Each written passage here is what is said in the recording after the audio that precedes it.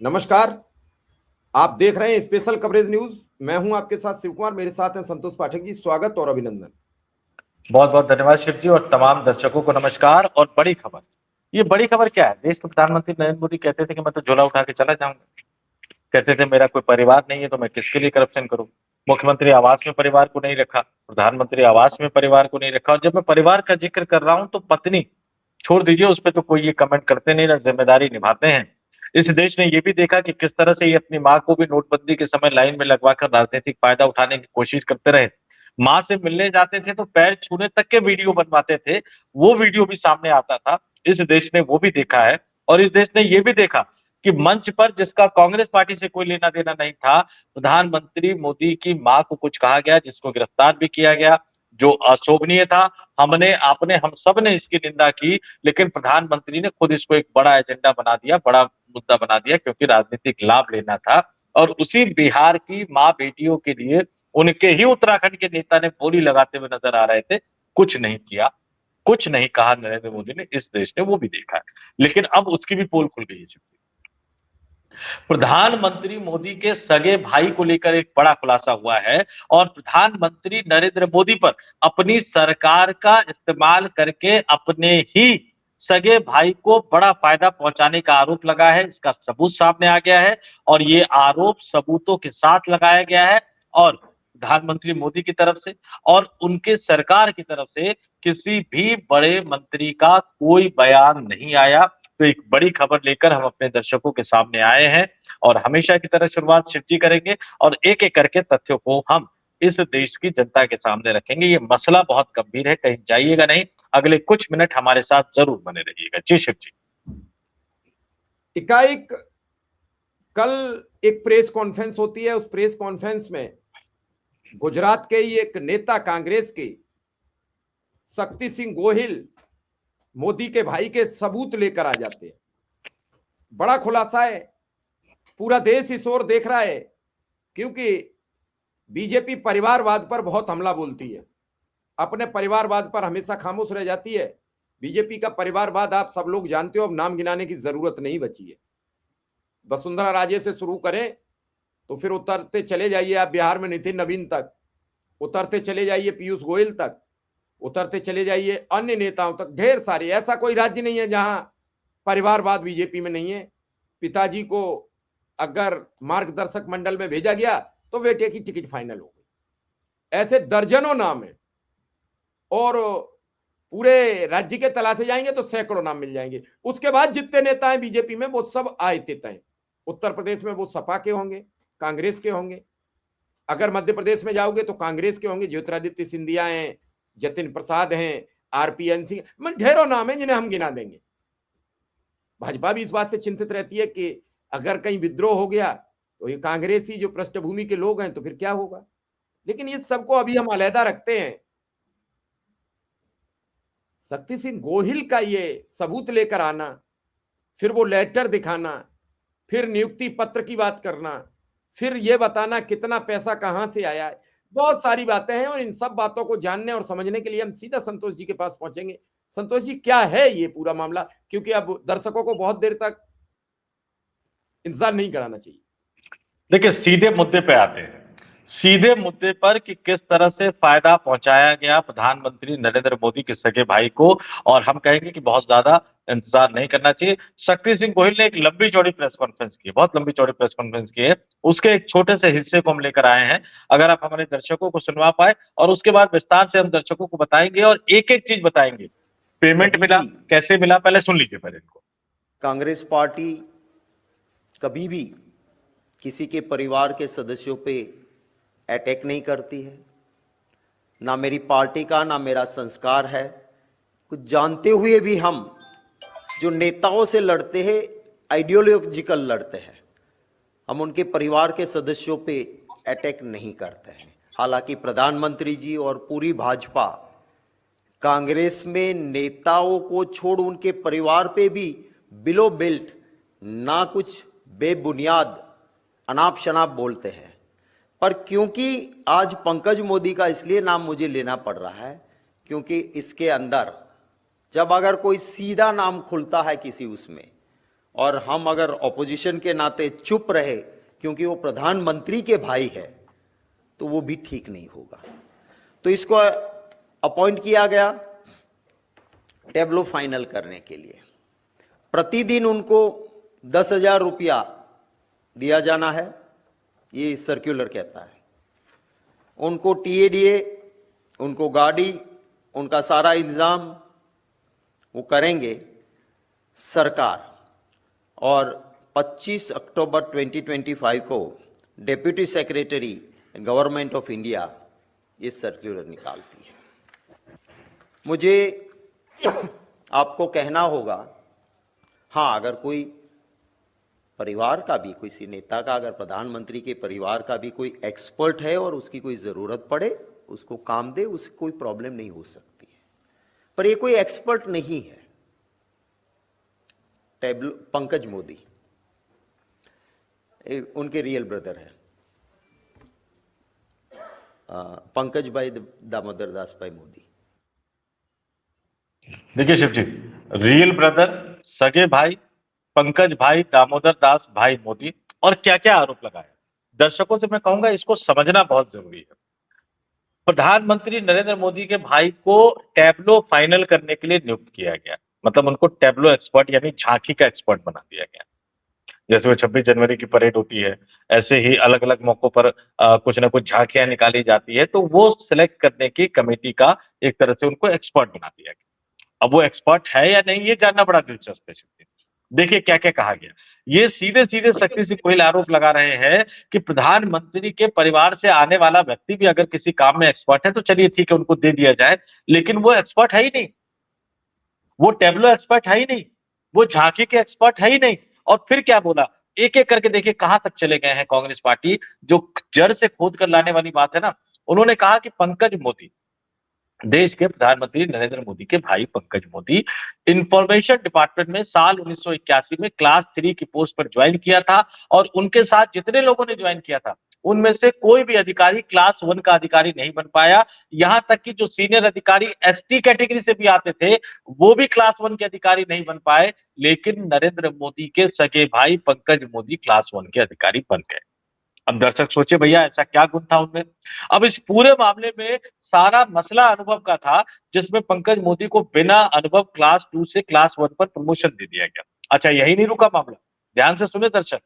Retirement जब हो गया उनका तो भैया ठीक है, घर बैठ जाना चाहिए था, लेकिन अब प्रधानमंत्री खुद ही 75 साल के बाद रिटायर नहीं हो रहे, तो ठीक है, उन्होंने परिवार का ख्याल रख लिया होगा। तो रिटायरमेंट के बाद पंकज मोदी को कॉन्ट्रैक्ट बेस्ड रीअपॉइंटमेंट दे दिया गया, और वर्षों तक उस पद को भरा नहीं गया। और आखिर में जब विरोध हुआ, अधिकारी हाईकोर्ट जाने की बात करने लगे, तो रीअपॉइंटमेंट वाला पद जो है प्रधानमंत्री मोदी साहब के सगे भाई, नरेंद्र मोदी के सगे भाई पंकज मोदी ने छोड़ दिया। लेकिन जैसे ही उन्होंने ये पद छोड़ा, भारत सरकार ने उन्हें टैब्लो एक्सपर्ट बना दिया, और अब उनको भारत सरकार तमाम तरह की सुविधाएं दे रही है। अब आप सुनते रहिए, सोचते रहिए कि सुविधा उनको क्यों दी गई, किस वजह से दी गई, उनमें कौन से खास गुण थे और क्या एक्सपर्टीज थी उनको। क्योंकि शक्ति सिंह गोहिल कह रहे हैं कि कोई एक्सपर्टीज नहीं थी, और इतना ही नहीं रुके, वो ये भी कह रहे हैं कि टैब्लो के लिए इन 5 फर्म के चयन का आधार क्या था। जब 1 साल पहले से तैयारी थी तो फिर अचानक ये क्यों कहा गया कि समय का अभाव है। जब 5 फर्मों का चयन करना था तो उसमें पति पत्नी का चयन क्यों किया। देश में टैब्लो के लिए तमाम एक्सपर्ट है, तो क्लास 3 के सरकारी कर्मचारी को अथॉरिटी कैसे बना दिया गया। और ये वो सवाल है जो मेरे दिमाग में भी आया। हम इस खबर को लेकर इसीलिए आए क्योंकि ये सवाल मेरे दिमाग में भी आया, और उसी समय आया कि क्या प्रधानमंत्री जी इसका जवाब देंगे, क्या गृह मंत्री अमित शाह जी इनका जवाब देंगे, क्या मोदी सरकार का कोई बड़ा मंत्री सामने आकर इसका जवाब देगा। भैया डोनाल्ड ट्रंप से तो आप डरते हो, चलिए मान लिया कि ट्रंप से डरते हो क्योंकि आपके दोस्त की कुंडली उनके पास है, लेकिन शक्ति सिंह गोहिल आपके गुजरात से आते हैं, राज्यसभा सांसद है, इनसे कैसा डरना। तो आप सामने आइए, दूध का दूध पानी का पानी कर दीजिए, सच बता दीजिए कि भैया सच क्या है इस पूरे मामले का, आपने अपने भाई को फायदा पहुंचाया या नहीं। आपने बड़ा उलझन भरा सवाल कर दिया है। अब कौन कहे इसमें फायदा पहुंचा कि नहीं पहुंचा, कौन कहे इसमें लाभ हुआ कि हानि हुई, ये सब बड़ी विडंबना है, और इस विडंबना का सामना करना भी पड़ेगा। संतोष जी, अगर ये सवाल राहुल गांधी के परिवार का लेटर आ गया होता तो क्या होता, मैं इससे दूसरी तरफ से आपसे पूछना चाहूंगा। अखिलेश यादव के किसी परिजन का आ जाता तो क्या होता, तेजस्वी यादव के परिवार का आता तो क्या होता। जैसे कल ही उनकी बहन ने फिर एक ट्वीट कर दिया, भूचाल मचा हुआ, उस पर डिबेट हो रही है। लेकिन क्या इस मुद्दे पर किसी चैनल पर आपने डिबेट देखी? क्या किसी पत्रकार को चिल्लाते चीखते सुना, अरे भैया गजब हो गया, गजब हो गया, प्रधानमंत्री के भाई की पूरी पोल खुल गई, बड़ा खुलासा हो गया? कहीं कोई देखा? अगर कहीं कुछ आया होता तो हमें इसको देश की जनता के सामने लाना नहीं पड़ता, लेकिन हम लगातार बार बार कह रहे हैं कि हम उन चीजों को इस देश की जनता के सामने लाते हैं जो बाकी मीडिया, अब मैं चूंकि मैंने लंबे समय तक काम किया है, मैं बड़ा संकोच करता हूँ गोदी मीडिया का नाम लेने से, लेकिन लेना पड़ जाता है, मजबूरी होती है। अच्छा, एक कहानी का जिक्र हुआ। बचपन में हम लोग पंचतंत्र की कहानियां पढ़ते थे, बाकी कई सारी कहानियां पढ़ते थे। अब इनको पता नहीं कहानियां पढ़ने का शौक है या नहीं, लेकिन मगरमच्छ वाली कहानी हमने सुनी है, चाय बेचने वाली कहानी हमने सुनी, फिर बताया गया कि स्टेशन है कि नहीं, उस पर भी संशय है। लेकिन शक्ति सिंह गोहिल ने भी एक कहानी सुनाई कि हमारे गुजरात के प्राइमरी स्कूलों में कहानी पढ़ाई जाती है। अब मोदी जी ने पढ़ी है नहीं पढ़ी मुझे नहीं पता, लेकिन उन्होंने कहा कि भाई प्राइमरी स्कूलों में पढ़ाई जाती है। इस कहानी में दल्ला तड़वारी नाम का एक आदमी गांव में चिल्लाकर कहता है कि मैं चोरी नहीं करता, मुझे जो भी लेना होता है वो पूछ कर ही लेता हूं। फिर वही व्यक्ति किसान के खेत में जाता है, आवाज लगाकर कहता है कि मैं 2-4 बैंगन ले रहा हूं। अंत में वो व्यक्ति खुद की आवाज बदलकर जवाब देता है कि अरे दल्ला तरवारी जी, 2-4 क्यों, 10 बैंगन ले लीजिए। तोड़ के चला जाता है। अब कायदे से तो कहेगा कि मैंने पूछा था, पूछा भी खुद ही, जवाब भी खुद ही दे दिया। और यही हाल बीजेपी और उनके लोगों का है, जो खुद भ्रष्टाचार करते हैं लेकिन कहते हैं ना खाऊंगा ना खाने दूंगा। अब देश के प्रधानमंत्री मोदी पर इससे बड़ा हमला नहीं हो सकता। अब तो हालत ये हो गई, मैं कहता था ना कि अगर बहुत ज्यादा समय तक वो रुक जाएंगे ना कुर्सी पे, तो फिर झोला उठाने के लायक भी देश की जनता उनको छोड़ेगी नहीं। एक के बाद एक इस तरह से खुलासे। पश्चिम बंगाल में ममता बनर्जी ने कह दिया कि उनके पास पेन ड्राइव है, पेन ड्राइव में अमित शाह के खिलाफ सबूत है। अमित शाह पर कई तरह के आरोप लगे हो, जो भी कह लीजिए। गुजरात से उनको बाहर कर दिया अदालत ने, विपक्षी दल कहते हैं कि तड़ीपार कर दिया, वो कटाक्ष करते हुए नजर आते हैं।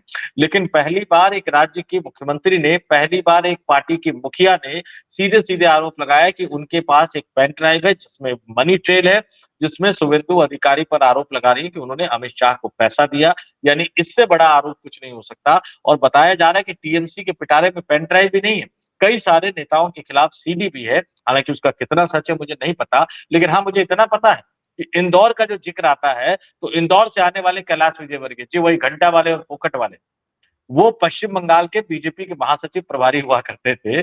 और ऐसी हालत हो गई कि वो पश्चिम बंगाल जाना उन्होंने छोड़ दिया।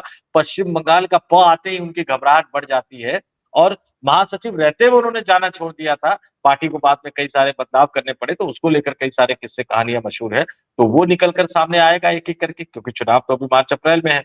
मामला हाईकोर्ट से होता हुआ सुप्रीम कोर्ट तक पहुंच गया है। और इस बीच में प्रधानमंत्री नरेंद्र मोदी को लेकर इतना बड़ा खुलासा कि उन्होंने अपनी सरकार द्वारा अपने भाई को इतना बड़ा फायदा पहुंचाया, बेनकाब कर दिया कांग्रेस पार्टी ने। इंतजार जवाब का है। वो बताए प्रधानमंत्री आगे आकर कि शक्ति सिंह गोहिल ने जो कहा वो झूठ कहा, या उसमें थोड़ी बहुत भी सच्चाई है क्या। जी शिव जी। लोग तो सवाल करेंगे संतोष जी, जवाब मिले ना मिले। ताज्जुब यह है कि यह सारा काम गृह मंत्रालय कर रहा था, लेकिन सवाल अब यह उठेगा कि इन प्रपत्रों को शक्ति सिंह को प्रोवाइड किसने किया, ये छानबीन होगी। और छानबीन ज्यादा बड़ी तो ईडी भी पूछ सकती है शक्ति गोयल से कि भैया आप बताओ कहां से पेपर लेके आ गए। आपने देखा कि ईडी ने क्या घमासान मचाया है, कोलकाता में जाके हंगामा किया, तो वो अब खबर अब सुप्रीम कोर्ट तक आ गई। और पहली बार ये ऐसा मसला हुआ है कि ईडी के खिलाफ सरकार सुप्रीम कोर्ट गई है कि साहब अगर इनके प्रपत्र और कागज देखो तो मुझे भी सुन लेना। बड़ा दिलचस्प फंस गया मामला। पहली बार किसी ने ललकार दिया है ईडी को, और ईडी के खिलाफ एफआईआर हो गई है। ईडी अपनी गिरफ्तारी रोकने के लिए कोर्ट भाग रही है कि हमें गिरफ्तार न कर ले कोलकाता पुलिस। क्योंकि आपको याद होगा यही हाल तमिलनाडु में एक बार किसी ईडी के अधिकारी के साथ हुआ, तो ईडी अब तमिलनाडु नहीं जाती है। अब ऐसे में शक्ति सिंह गोहिल पर कार्रवाई हो जाए तो यह अतिशयोक्ति नहीं होगी तुम्हारे पास प्रपत्र कहां से आए। क्योंकि अभी आपने जो तलवाड़ी की जो कहानी सुनाई, तरवाड़ी की, तो उन्होंने कहा कि 1 बैंगन 2 बैंगन ले लो। उनका कहना है कि भाजपा ऐसे ही भ्रष्टाचार करती है, जो बात आप थोड़ी सी रोक गए। अब भाजपा ऐसा भ्रष्टाचार करती है तो कैसे करती है कि अजीत सिंह अजीत पवार जी, 70,000 करोड़ का घोटालेबाज। तो क्या ये दल्ला तरवाड़ी की आवाज थी? उधर से अजीत पवार ने कहा कि भैया 10-20 हजार करोड़ तुम भी ले लो, हमें बुला लो, अपनी वॉशिंग मशीन में डालो, बाहर निकालो और हमें ईमानदार होने का एक प्रमाण पत्र जारी कर दो। हिमंता विश्व शर्मा, उनका कहने का आशय जो जहां तक जा रहा है वो इधर था। नारदा स्कैम के कई ढेर सारे नेता टीएमसी के रहे जो वापस फिर टीएमसी में ही चले गए। संतोष जी, ये गेम कौन सा है? बस ये दल्ला तरवाड़ी या कौन सा नाम था, शायद मुझसे कुछ भूल चूक हो जाती हो, तो वो बैंगन कब तक 2 की जगह 10 ले जाता रहेगा और जनता कब तक 2 की जगह 10 तोड़ने की अनुमति प्रदान करती रहेगी? बैंगन तो बचेंगे ही नहीं खेत में। अरे भैया, 2 की जगह 10 तोड़ते रहे तो बैंगन ही नहीं बचेंगे, पेड़ भी उखड़ जाएगा। अब वाकई वही हालत हो गई है इस देश के लोगों की जेब में। मतलब ये अब बाकायदा एक रिपोर्ट है कि 100 करोड़ से ज्यादा लोगों में नए चीजों को, महंगी चीजों को खरीदने की क्षमता बची नहीं है। जो भारत सबसे बड़ा बाजार कहा जाता था, हमारी ताकत किस तरह से कम होती जा रही है। फिर से खबर पर आ जाता हूं कि जो शक्ति सिंह गोहिल साहब ने दावा किया कि सरदार वल्लभ भाई पटेल की 150वीं जयंती पर समारोह के दौरान गृह मंत्रालय ने एक परिपत्र जारी कर कहा था कि एकता परेड के लिए झांकियां केवल 5 चयनित कंपनियों से ही मंगाई जाएगी। समय की कमी का हवाला देते हुए निविदा प्रक्रिया को समाप्त कर दिया गया। उन्होंने आगे आरोप लगाया कि यह निर्णय चुनिंदा कंपनियों को लाभ पहुंचाने के लिए किया गया था। गोहिल ने दावा किया कि गृह मंत्रालय ने पंकज मोदी को उनकी सेवानिवृत्ति यानी रिटायरमेंट के बाद प्रतिदिन डेली, ध्यान से सुने, 10,000 रुपए के पारिश्रमिक पर झांकियों के अंतिम चयन के लिए एक विशेषज्ञ के रूप में नियुक्त किया था। इस देश की आबादी 5 किलो अनाज पर रखने वाली आबादी की जो डेली की इनकम है वो कितनी है? लेकिन हाँ शिव जी, एक थोड़ा सा मुझे ऐतराज है। प्रधानमंत्री मोदी के भाई साहब को जब देना ही था तो 10,000 रुपए डेली क्यों देना था? थोड़ा सा बड़ा भी दे सकते थे भैया। 10 लाख का सूट प्रधानमंत्री पहनते हैं, ये तो नहीं 10 लाख, हाँ 10 10 लाख रुपए का सूट पहन सकते हैं तो फिर क्या देना चाहिए? अच्छा, आपने कहा कि गोदी मीडिया पे कहीं नहीं था। अब बड़ा दिलचस्प बताता हूँ कि ये खबर गोदी मीडिया पे कहीं नहीं थी। हाँ, लेकिन गोदी मीडिया पर कई बड़े दिग्गज पत्रकार कह रहे थे कि बताइए, ममता बनर्जी ने तो भारत के संघवाद की आलोचना कर दी, भारत के संघवाद की कमर तोड़ दी। अरे भाई बेशर्म पत्रकारों, मामला ये 2022 का बताया जा रहा है, लेकिन मामला इससे भी पुराना। जरा मैं बता दूं भैया, 2022 का मामला है। आपने कहा गोवा विधानसभा चुनाव में इस्तेमाल किया गया, तो 2023, 2024, 2025 ये ईडी कहां थी? जहां जहां चुनाव थे वहां बिजी थी। अब पश्चिम बंगाल में चुनाव आ गया। इन बेशर्म पत्रकारों को फिर आगे कह देता हूं कि ये मामला भैया 2022 का नहीं है, 2021 के विधानसभा चुनाव से पहले 2020 के अंत में ये मामला लाया गया था। 2021 के विधानसभा चुनाव में राजनीतिक तौर पर इसको बनाने की कोशिश की गई थी। तृणमूल कांग्रेस के कई नेताओं को डराया धमकाया गया था, चुनावी मुद्दा बनाया गया था, कई सारे नेता पार्टी छोड़कर चले गए। उसके बाद विधानसभा चुनाव आता है, वहां की जनता ममता बनर्जी की सरकार बनवा देती है, उसको फिर ठंडे बस्ते में डाल दिया जाता है कि अगले विधानसभा चुनाव में इस्तेमाल करेंगे। और 2026 के विधानसभा चुनाव से कुछ महीने पहले एक बार फिर से ईडी पश्चिम बंगाल में चली जाती है। तो गोदी मीडिया के उन बेशर्म पत्रकारों को ये बताना चाहिए कि ये 5-6 साल तक क्या करती रही ईडी। अब इससे भी आगे आ जाइए, भाजपाई लोग तर्क देते हैं, बहुत सारे टीवी डिबेट में तर्क देते हैं कि भैया इस देश में तो हमेशा चुनाव ही चलते रहते हैं, तो क्या हम चुनाव पे ना करें? भैया पश्चिम बंगाल में कितने चुनाव होंगे शिव जी? पंचायत चुनाव, विधानसभा चुनाव और लोकसभा चुनाव। आपको चुनाव से कुछ महीने पहले ही जांच एजेंसी को भेजने की आदत याद क्यों आती? ये सवाल तो, और मैं अपने बिहार की भाषा में कहूं तो हमारे बिहार की भाषा में इसको कहा जाता है थेथरोलॉजी। जब आपके पास कहने के लिए कुछ नहीं होता ना, तो इसी तरह के अजीब अजीब गजीब से आप तर्क देते हुए नजर आएंगे। तो वही भाजपा के नेता देते हुए नजर आते हैं, वही भाजपा के पत्रकार, मैं सीधे सीधे कह रहा हूं कि भाजपा के पत्रकार देते हुए नजर आते हैं। और जे टीवी डिबेट में, और मैं बड़ी गजब बात कह रहा हूं, आजकल वो क्या बोलते हैं उसको, जयंत चौधरी साहब के कुछ नेता बैठ जाते हैं, पुराने सांसद है, चिराग पासवान के कुछ बैठ जाते हैं, कुछ आपके उपेंद्र कुशवाहा के बैठ जाते हैं ना, उनकी पार्टी अभी तक पार्टी है भी कि नहीं है पता नहीं, ये लोग बैठ जाते हैं। मलूक नागर हाँ जी, आप नाम बता बिल्कुल, दीजिए। उनकी अर्थव्यवस्था को लेके जो उनकी समझ है वो गजब समझ है। उनकी अर्थव्यवस्था को लेके जो समझ है वो गजब समझ है। और बतौर सांसद हम लोगों की कई बार गेट नंबर 4 पर मुलाकात होती रही, लंबी चौड़ी बहस होती रही। अजीब टाइप का टेक्नोलॉजी वाला तर्क उन्होंने डोनाल्ड ट्रंप वाला देते हैं वो टीवी चैनल पे। खैर, वो उनकी समझ है, और हमारे पत्रकारों की, हमारे संपादकों की, और हमारे चैनल के मालिकों की, और हमारे चैनल के गेस्ट कोऑर्डिनेटर की भी एक समझ है कि कैसे कैसे नेताओं को और अजीब अजीब से लोगों को राजनीतिक एक्सपर्ट बना के बिठा देते हैं, नेताओं के प्रवक्ता बना के बिठा देते हैं। ये उनकी समझ है। लेकिन ये सवाल मोदी मीडिया पर है। किसी भी देश के लोकतंत्र में अगर प्रधानमंत्री पर किसी तरह का सवाल उठता है और मीडिया उस खबर को नहीं दिखाती है, तो इसका मतलब है कि वो डरी हुई है, सहमी हुई है। डर उनके दिलो दिमाग पर बोल रहा है।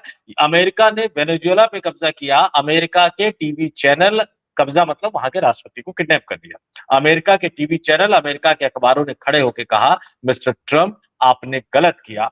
हमारे यहाँ मेन स्ट्रीम मीडिया कोई कहता नहीं, और फिर कहता है कि भैया हमें लोग देखना बंद कर रहे हैं, हमारा धंधा बंद हो रहा है। अरे लोगों की बात नहीं करोगे, सरकार की बात करोगे, सरकार वैसे ही तुम्हें कुछ नहीं दे रही, और लोगों के भरोसे को तुम खत्म करते जा रहे हो, तो धंधा पानी तो बंद होगा ही।